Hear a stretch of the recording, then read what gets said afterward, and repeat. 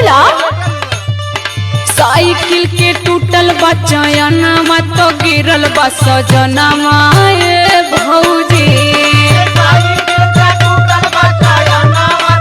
का बताई नहीं तू बताई दा। सुनो सुनाबा।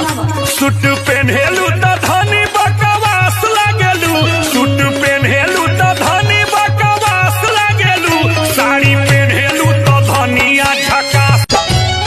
आवतारे पैदल चल के दिल्ली से सोना सखिया जुलुम कैलस हो करुणा ए सखिया। जाना तारा का छोड़े के बातों के बताओ सुनो सुनाओ सुनाओ। जाके परदेसवा में पीहा जन शराब हो, नहीं तो लिबोर सहिया हो जाई खराब, छूट जाई मजा में हलई की पटाई के, मरी है यमराज जहिया नरक में लौटाई के। कबो मेहरारू ना देखले हवा का? अरे दादा हो दादा देखले काहे न मानी जाबा कि तोहरा लेखा भाई नहीं खींचा देखले। अरे छोड़ी अली शहर की गलियां हो, अरे गलियां हो सब कहेला।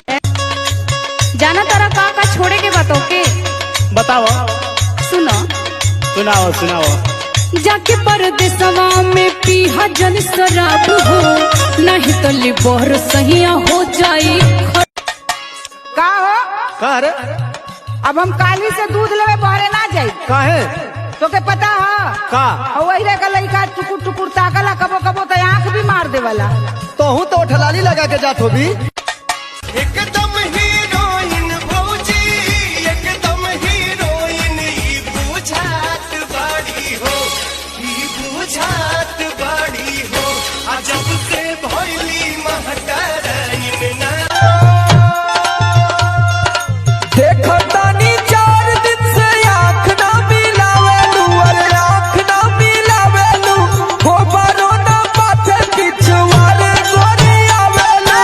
व्हाट्सएप पे चैट चल रहा है, अरे और सुनिएगा दिमाग के हैंग हो जाएगा। अरे बताइए ना भौजी लॉकडाउन में और क्या चल रहा है? कि दिन भर टिकटॉक